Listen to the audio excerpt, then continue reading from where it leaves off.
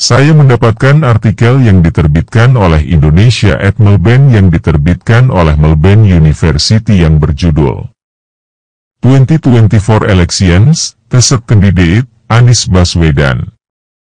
Artikel ini ditulis oleh Helen Pausachgar. Ketertarikan saya membaca artikel ini, selain topik yang sedang viral di Indonesia saat ini, juga karena saya adalah alumni Melbourne University. Mari kita ikuti tulisan artikel ini. Pemilihan Umum 2024. Calon ketiga, Anies Baswedan. Dalam 3 pemilu sejak Indonesia menyelenggarakan pemilu presiden langsung, yaitu tahun 2009, 2014, dan 2019, hanya ada 2 calon presiden.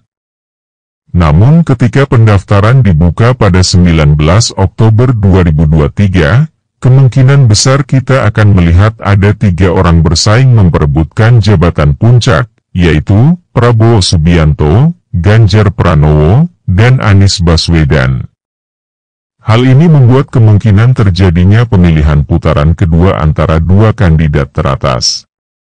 Jajak pendapat baru-baru ini menunjukkan bahwa Anies kemungkinan tidak akan maju sebagai calon presiden pada putaran kedua.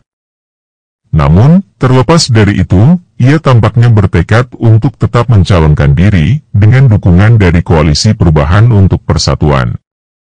Terdiri dari Partai Nasional Demokrat, Partai Keadilan Sejahtera, dan Partai Demokrat. Kemudian, siapakah Anies dan mengapa ia begitu bertekad untuk tetap bersaing? Mari kita lihat kehidupan Anies sebelum berpolitik. Anies lahir pada tahun 1969 di Kuningan, Jawa Barat, sehingga umurnya hampir sama dengan Ganjar Pranowo yang lahir 1968. Namun berbeda dengan Ganjar dan Jokowi, Anies berasal dari keluarga mapan di masyarakat, begitu pula Prabowo Subianto. Kakek Anies, Abdurrahman Baswedan, adalah seorang jurnalis dan menteri kabinet pada masa revolusi Indonesia. Kedua orang tuanya adalah akademisi, ayahnya, Rashid Baswedan, adalah mantan rektor Universitas Islam Indonesia di Yogyakarta. Istri Anies, Ferry Farhati Ganis, adalah seorang pendidik anak usia dini. Anies bersekolah di sekolah dasar dan menengah negeri, tetapi juga menghabiskan 1 tahun sebagai siswa pertukaran AFS di Milwaukee, Wisconsin. Beliau lulus dengan gelar sarjana di bidang manajemen bisnis dari Universitas Gadjah Mada di Yogyakarta pada tahun 1995. Memperoleh gelar Magister Manajemen Publik di bidang keamanan internasional dan kebijakan ekonomi dari Universitas Maryland, sebagai penerima beasiswa Fulbright, pada tahun 1998. Dan gelar PhD di bidang politik sains dari Northern Illinois University pada tahun 2005. Anies pertama kali menarik perhatian nasional pada tahun 2007, ketika ia menggantikan cendekiawan Islam berpengaruh Profesor Dr. Nurkolis Majid sebagai Rektor Universitas Paramadina di Jakarta, sebuah universitas Islam swasta terkemuka. Selama masa kepemimpinannya, ia mendirikan beasiswa untuk mendukung siswa dari latar belakang sosial ekonomi yang lebih rendah. Pada tahun 2009, Anies mendirikan Yayasan Indonesia Mengajar, yang mendukung lulusan muda untuk mengajar selama 1 tahun di daerah tertinggal dan terpencil di Indonesia. Seiring berkembangnya karir pendidikan Baswedan, ia mendapatkan pengakuan nasional yang membuka jalan bagi transisinya ke kehidupan politik.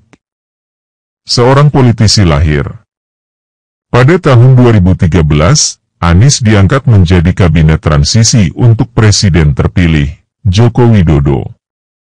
Ia kemudian menjadi Menteri Pendidikan dan Kebudayaan pada tahun 2014, bagian dari Kabinet Kerja Presiden Joko Widodo.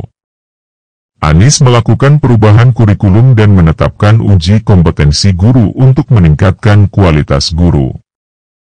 Namun, pada tahun 2016, Anies dan Jokowi seolah berselisih.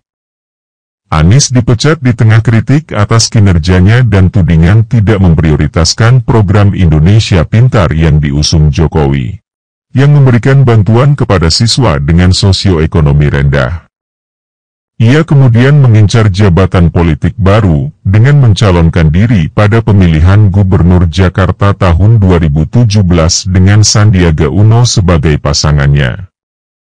Pada bulan Desember 2016, Gerakan Bela Islam melancarkan protes massal terhadap Gubernur Jakarta saat ini, Basuki Cahaya Purnama. Menuduhnya melakukan penistaan agama dan menuntut pengunduran dirinya serta pemenjaraannya.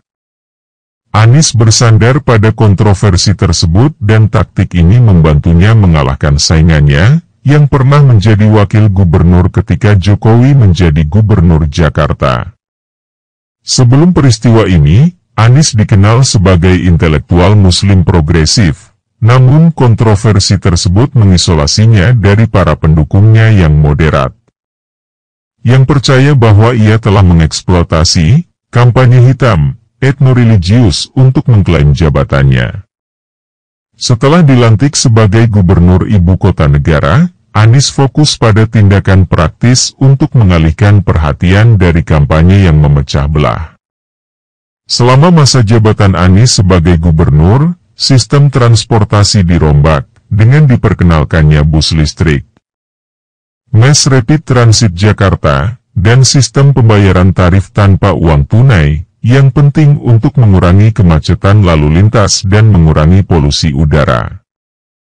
Anies juga mendapat pujian atas keputusan cepatnya untuk melakukan lockdown di Jakarta selama pandemi COVID, pada saat pemerintah pusat tidak berbuat banyak untuk mengekang penyebaran virus. Namun demikian, ada keluhan mengenai ingkar janji pemilu ketika pemerintahannya mengeluarkan izin mendirikan bangunan di pulau-pulau buatan yang direklamasi. Keputusannya untuk menutup akses pejalan kaki di sejumlah jalan untuk menampung pedagang kaki lima juga membuat marah sejumlah pihak. Ada pula kekhawatiran mengenai transparansi anggaran dan dugaan keterlibatannya dalam korupsi dalam pementasan balap mobil listrik Formula E. Hal ini telah diselidiki oleh Komisi Pemberantasan Korupsi, meskipun para pembelanya mengatakan bahwa tuduhan tersebut bermotif politik. Anies mendapatkan kembali daya tarik yang luas. Sempat bungkam soal etnis dan agama sejak menjabat, Anies kini angkat bicara soal prestasinya dalam mendorong toleransi. Ia menyatakan bahwa pemerintahnya meningkatkan pengeluaran untuk mendukung semua agama, memberikan izin pembangunan untuk 30 gereja Kristen, mengizinkan nyanyian lagu-lagu Natal di jalan, dan mendirikan pohon Natal besar di Jakarta Pusat. Hal ini dilakukan karena, secara historis, masyarakat Indonesia tidak pernah menunjukkan kecenderungan untuk memilih partai Islam, atau kandidat yang memiliki keyakinan agama yang kuat dalam pemilu nasional. Jika bukan karena hubungannya dengan mobilisasi kelompok Islam garis keras pada tahun 2017. Anies mungkin akan lebih mudah menarik suara protes dari orang-orang yang tidak ingin memilih dua kandidat lainnya, yang keduanya memiliki pandangan yang lebih sekuler. Hal ini kini menjadi masalah bagi Anies. Seperti yang diutarakan Wasisto Raharjo Jati, pemilihan calon wakil presiden sangat penting bagi calon presiden yang sukses. Dan strategi yang populer adalah memilih lawan alami dari seorang kandidat untuk mengatasi kelemahannya. Idealnya, pasangan yang tepat untuk mencalonkan Anies adalah seseorang yang bisa melawan citra, garis keras, yang dimunculkan Anies sebagai hasil kampanyenya melawan Ahok. Ia telah dikaitkan dengan beberapa kandidat yang dapat membantu melunakkan citranya, termasuk Hovifah Indar Parawansa, Gubernur Jawa Timur. Zanuba Arifah, Yeni Wahid, Kafsoh, Direktur Wahid Institut dan putri mantan Presiden Abdurrahman, Gus Dur Wahid. Agus Harimurti Yudhoyono, Ketua Umum Partai Demokrat sekaligus putra mantan Presiden Susilo Bambang Yudhoyono. Namun calon keempat, Ahmad Heriawan, merupakan Wakil Ketua Dewan Syura PKS dan telah melontarkan sejumlah pernyataan kontroversial sehingga tidak memberikan keseimbangan yang korektif.